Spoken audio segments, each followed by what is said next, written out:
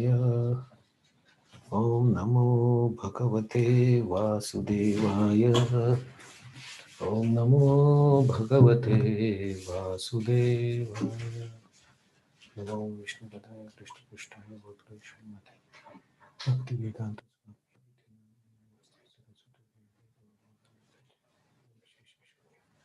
Paschatya Sutta Jai Sri Krishna Chaitanya Bhagavan Gita Shri Guru Hare Krishna Hare Krishna Krishna Krishna.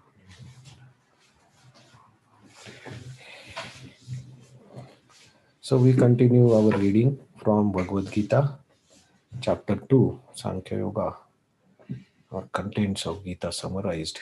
And today we will see verse number 19. So let us chant the shloka. Ye enam veti hantaram yaschainam manyate hatam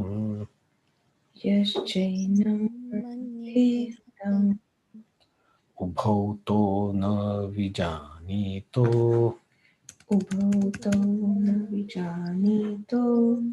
nayam hanti na hanyate.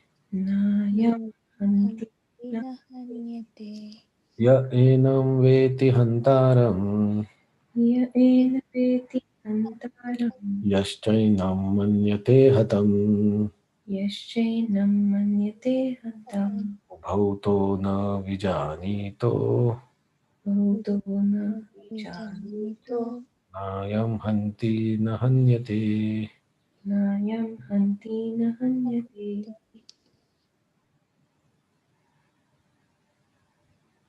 Please chant.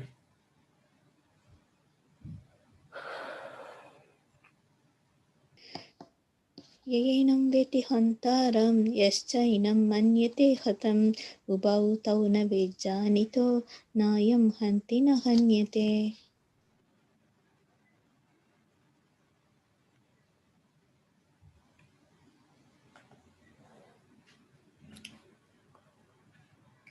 येन वेत्ति हन्तारं यश्चैनं मन्यते हतम् उभौ तौ न विजानीतो नायं हन्ति न हन्यते.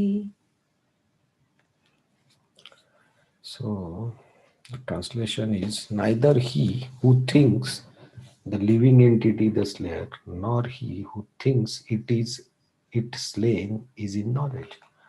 For the self slays not, nor is slain. Purport. When an embodied living entity is hurt by fatal weapons, it is to be known that living entity within the body is not killed. The spirit soul is so small that it is impossible to kill him by any material weapon, as will be evident from the subsequent verses. Nor is the living entity killable because of his spiritual constitution. What is killed or is supposed to be killed is the body only. This, however, does not at all encourage killing of the body. The Vedic injunction is Ma himsayat sarvabhutani, never commit violence to anyone. Nor does understanding that living entity is not killed encourage animal slaughter. Killing the body of anyone without authority is abominable and is punishable by the law of the state as well as by the law of Lord. Arjuna, however, being engaged in killing for the principle of religion, not whimsically. So Krishna continuing his instruction to Arjuna, and he is explaining Arjuna his real identity that is not body, and he is someone different from the body. And Krishna has explained that you should be equal in happiness and distress, considering that you are not body, you are eternally a different being, and you change the bodies. And the body is perishable, and this individual soul or the jiva, it cannot be killed. Okay, so, and he also told like the size of the soul is so small, and it situates in heart and pervades the body by his consciousness. So two aspects of the soul, Atma itself and the consciousness. So now here he is continuing the same theme or same teaching to Arjuna, that if you think that you are killing Bhishma and Drona, or if they kill you, so both these sentences are wrong. Because you are not killing, or Bhishma and Drona are not killed, their body is killed, their body is finished. So, and the soul, which is within the body, just passes from this body to the another body. So your real identity is the soul, and that does not be killed, or cannot be the killer. Uh, Nayam hanti na hanyate. It cannot kill, or it cannot be killed, or it cannot kill. Uh, So this is the quality, or this is the soul. He's talking about the soul. If somebody thinks that the soul is killer, or if somebody thinks their soul can be killed, is not in knowledge. So Krishna, what they use? Vijanito. Na vijanito. He's not in knowledge because he's thinking at the bodily level. So we have to always remember the second chapter is gives the glimpse of the because the Prabhupada gave the title as summarizing summary of Bhagavad Gita, right? All the topics of the Bhagavad Gita are summarized in this chapter, and Krishna gives detailed explanation on the later chapters. So the soul, if it is in the body, the question may come, right? If the soul is in the body, and you say the soul is not killer, or it's not killed, okay, then how the body kills, but the soul is in the body, the consciousness is in the body, then the body is killer, not the soul. How to understand this, right? Because uh, there is intimate relationship between the soul and the body, and they are very much connected, and the soul is uh, giving consciousness to the body. So how to understand this? So this shloka is a preview of the details that are going to come in Bhagavad Gita at the later stage, right? So I was checking this one shloka, 13.22, right, where Krishna says, Purusham Prakriti Sto Hi Bhungate Prakriti Jan Arandu Sat Satyo Nijjanmasu. So the living entity in the material nature thus follows ways of life, enjoying the three modes of material nature. This is due to his association with that material nature. Thus, he meets with good or evil among the various species. So, in the 13th chapter, when Krishna explains about the Prakriti, Jiva, and their relationships, and how all these activities take place, there he will give more details about this when he says that Nayam Hanti na Hanyate. So, soul cannot be killed, and it is not the killer, though it is situated in the body. And there, in there, Krishna also explains that those who understand his material body and the soul and how is their relationship, they they get liberation from this material world. So this topic of soul and the connection between the soul and the body is very deep. And for at this stage, Krishna is telling that one is the size that, as Prabhupada mentioned, the size is so small that no material weapon at least can kill, because the soul is of spiritual nature. Nothing material can finish it. So the rules of this material world does not apply to the spiritual thing,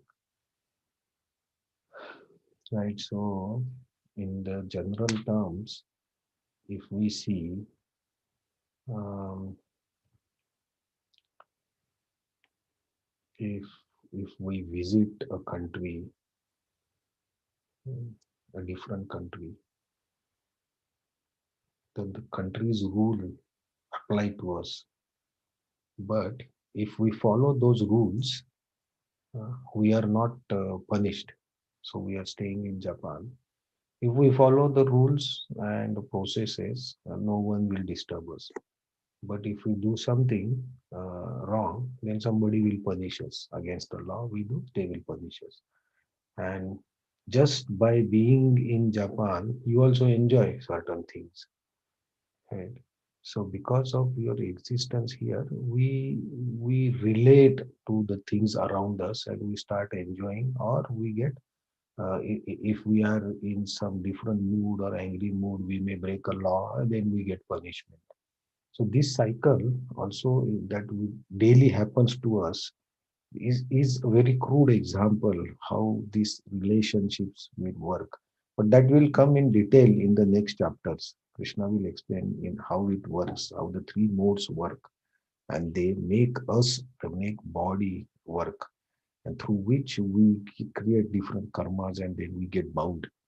So here Arjuna, to Arjuna, he's telling that you are eternal jiva and you are not killing. You are associating with this body. That's why you are identifying yourself as Arjuna with this body or with this name of Arjuna.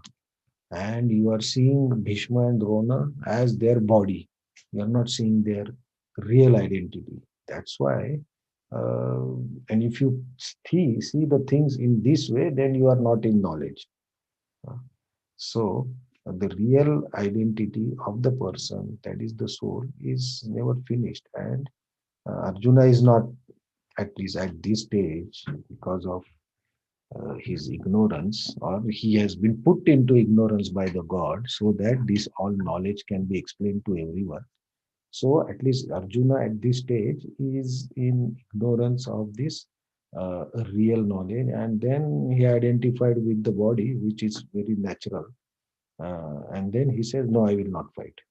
So Krishna is telling him that your decision not to fight is not based on proper knowledge, right? So this uh, Krishna is stressing the point of eternity of the soul and temporary nature of the body.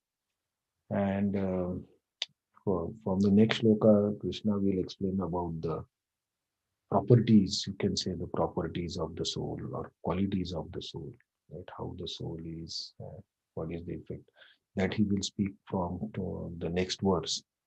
But till today, till this verse, this verse also, the main theme is the soul is eternal, body is temporary, and the soul being eternal, it does not have birth or death.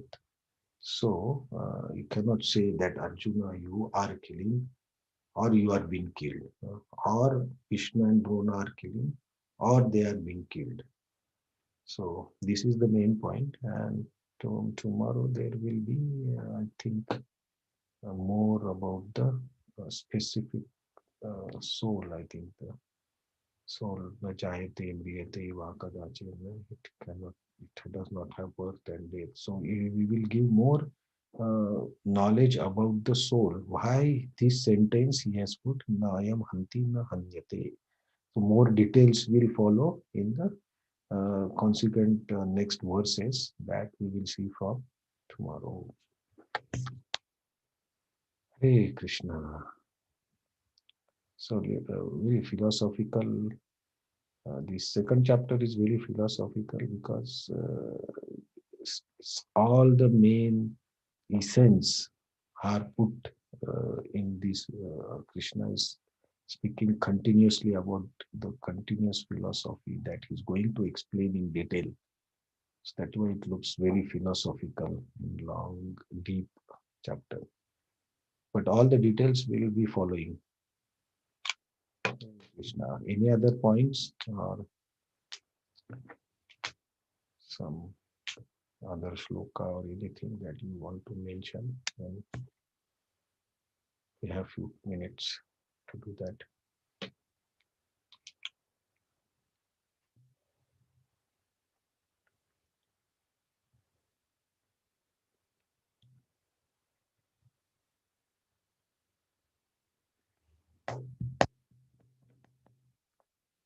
Okay, so thank you very much for joining, and please let us know if any change of timing of any changes need to be done in these our daily discussions, that we can of course accommodate, that suits everyone, and that will make us continue this studying of Bhagavad Gita. Thank you very much. Hare Krishna. Hare Krishna. Tomorrow. Hare Krishna, thank you so much. Hare Krishna. Thank you. Thank you, Guruji. Hare Krishna.